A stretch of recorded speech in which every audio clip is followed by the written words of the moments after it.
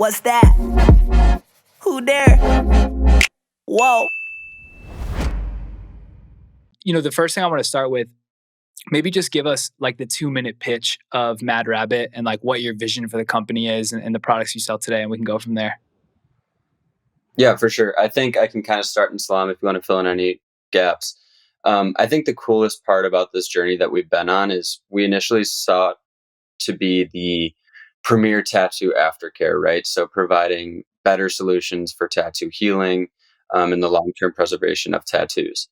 What we've come to find over the last 2.5 years is not only is there a need for that, but there's also a need for a stronger tattoo community. So if you think about tattoo community, it's really broken up into a bunch of different subcultures. So not only is there a bunch of different art styles, but there's other reasons why people get tattoos. So for example, I like to point to mixed martial arts, MMA, UFC community.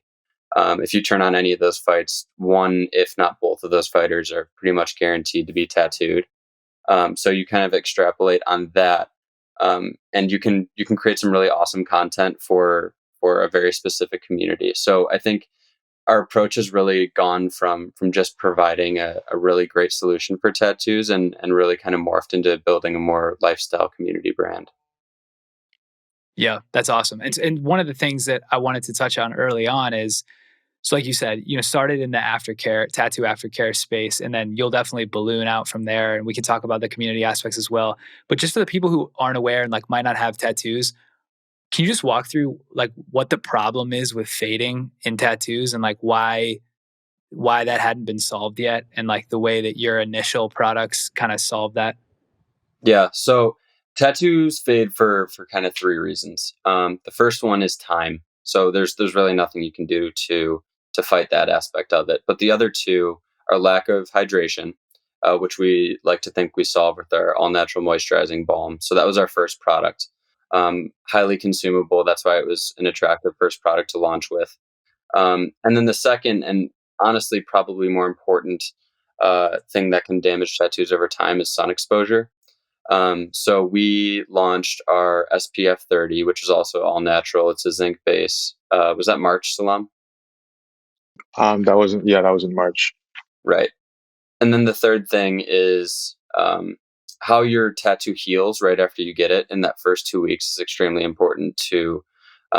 If you think about the amount of ink that gets lost in the scabbing process, obviously that can be detrimental as well. So our full suite of products. So we have our moisturizing balm, the soothing gel for the first 2 weeks after you get your tattoo, and then the SPF 30. So that really covers like the full range of ailments that a tattoo can undergo over time. Um, as we look to expand our product line, it's probably going to start delving more into skincare for the tattooed, uh, beyond just traditional tattoo aftercare. They're also all made to, I guess, fight against the misinformation in the tattoo aftercare space. So, for example, like vitamin E, it sees ink as an impurity, so it starts like pulling it out of your skin, or things like Vaseline, which suffocate your skin and make it hard to breathe and harder to heal. Yeah.